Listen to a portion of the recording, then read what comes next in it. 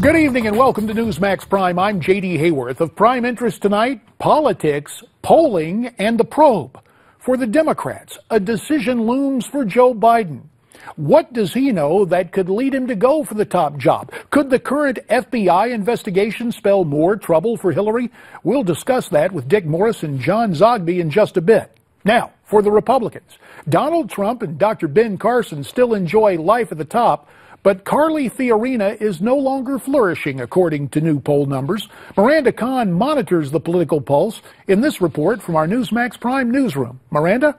JD, for those out there thinking Donald Trump and Dr. Ben Carson will be fading away soon, two new polls out suggest quite the contrary. Mr. Trump garnered 27% of the most recent CNN ORC survey. Dr. Ben Carson jumped up 8 points, receiving 22%, close to a statistical tie when including the margin of error. No other candidate received double-digit support. Both Jeb Bush and Marco Rubio come in next with 8%, and the post-debate bump that Carly Fiorina received appears to have ended as she takes a dramatic drop down to 4% from her high of 15% just from this last September. That puts her back with the others in the bottom tier. And in another survey released yesterday by NBC News and the Wall Street Journal, some interesting results when people were asked whether they could see themselves supporting a specific candidate. Now take a look. 74% say they could see themselves supporting Dr. Ben Carson, with only 20% saying they could not. As for Donald Trump, he is slowly winning over the skeptical voters, with 59% of those surveyed now saying they can see themselves supporting him and 36% now saying they cannot. With Mr. Trump and Dr. Ben Carson showing as 1-2 in the recent polls, some are now asking if they will be tied together at the top of the GOP ticket. Mr. Trump said earlier today, don't rule it out. Well, I like him. He likes me. I mean, the stranger things have happened, that I can tell you, but it's too early to think about that. It certainly is interesting. So many people have suggested it because we seem to be doing awfully well. Interesting indeed. Former President George W. Bush, whose record was called into question by Donald Trump this weekend, stepped into the campaign in support of his brother Jeb and went after a candidate. And no, it wasn't Mr. Trump. It was Senator Ted Cruz. Bush telling he was shocked that donors he was shocked, quote, I just don't like the guy. JD, back to you. All sorts of intrigue as we take the political pulse. Thanks, Miranda. For more on all these stories, we're pleased to be joined by John Zogby, Skyping in from Utica, New York, a pollster with Zogby Analytics and author of the book, First Globals. Also joining us via Skype from Connecticut, political analyst Dick Morris. Dick, of course, the co-author of Power Grab, Obama's dangerous plan for a one-party nation. Gents, as always, thanks for your time here on Newsmax Prime. Dick, you've just written a column concerning the Democrats for the Hill newspaper, mainly about what Joe knows about Hillary and her legal woes. We want to get to that in just a couple of minutes. But first, the question on the polls as they exist right now. Trump still on top. But has his support leveled off, Dick? Well, I think it's leveled off, but it's leveled off at a heck of a percentage, 27%, 26, something like that, in first place in every poll since July. And those who think Trump is going to fade may have to think again. Well, let me turn to one of those guys who said Trump was going to fade, and that's our friend John Zogby. Now, as Dick points out, it may be a plateau, but it's a fairly high plateau. Your take on it, John? Dick, put your dukes up. Fairly high plateau with 16 candidates, 15 candidates in the race. I'm still a non-believer. Look, Donald Trump has tapped into something. There's anger.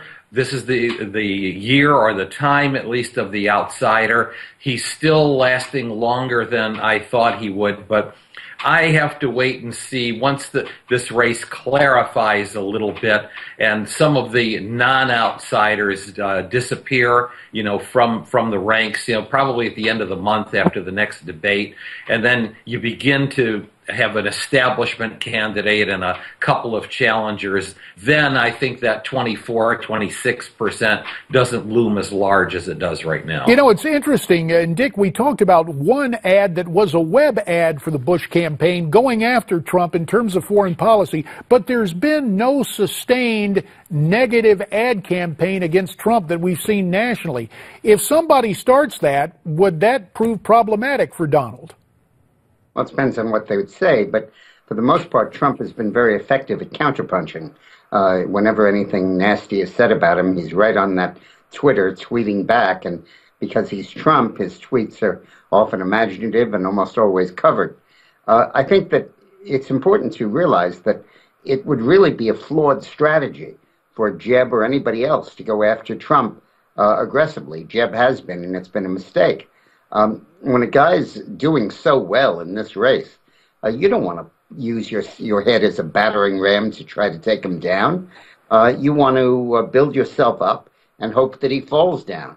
By attacking Trump as vigorously as he is, Jeb is really ghettoizing himself.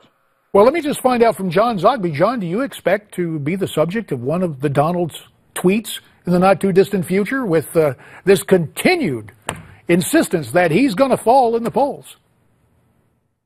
Yeah, perhaps, although he likes my polls, but he doesn't seem to like my opinions. But I want to agree with Dick. You know, one of the things about taking somebody on is that you have to be sure that you are more likable than that person is. You are more credible. You know, and the polls that I've seen show that when Republicans are asked, who would you never vote for, they're more inclined to say that they would never vote for Jeb Bush than they are to Donald Trump. So I think it's a flawed strategy. Can Bush build up his likability first before he attacks? I think time is running out for Jeb.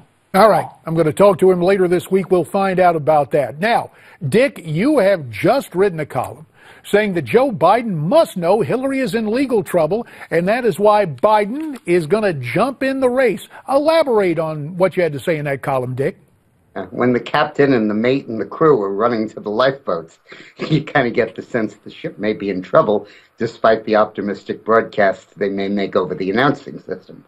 Biden is in third place in both of the national polls, 15 and 16% of the vote, respectively. Hillary's in first at 49 and 54, respectively.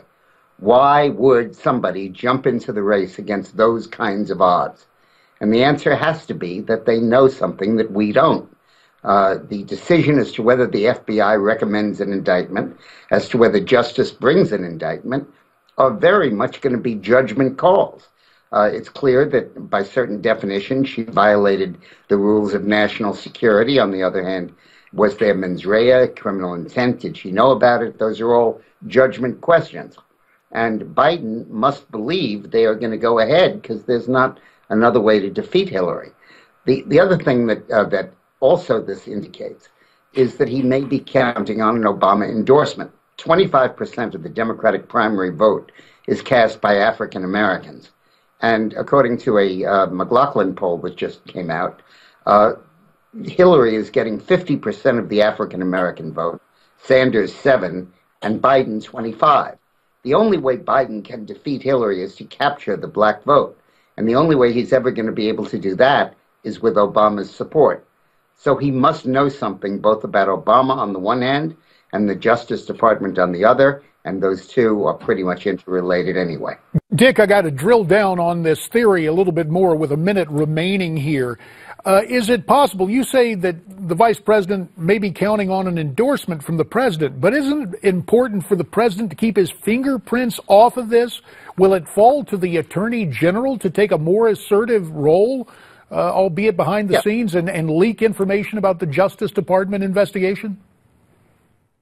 Well, I don't know if they'll leak, and certainly Obama will keep his fingerprints off any indictment of Hillary. But Biden has to know that something's coming. You know, this is very much like 1968, when 1973 rather, when they were considering impeaching Nixon, but nobody wanted to do it because then Spiro Agnew would become president. So first they went after Agnew, got him indicted, got him out, and put Gerald Ford in as vice president. Everybody think if indeed Hillary gets indicted, that could open the door to Bernie Sanders being the Democratic nominee, and he's unelectable. So they're putting Biden into the race as indictment insurance, just like they appointed Ford vice president as impeachment insurance. Historical parallels abound. Dick Morris, we thank you for your time, and likewise to our friend John Zogby. This programming reminder, later tonight, our own Ed Berliner with part 2 of his exclusive one-on-one interview with Senator Rand Paul. This evening's topic, foreign policy. We need to be more wise about our foreign policy and understand what is in American interest, and also realize that a confrontation or a World War III with a nuclear power is probably not a good idea. And again, this reminder, more of Ed Berliner's exclusive interview with Republican presidential candidate Rand Paul on the Hard Line tonight at 9, immediately following our program right here on Newsmax TV. When we come back, lots more to talk about on a busy day in politics. Senator Jim Inhofe on what's happening in his committee.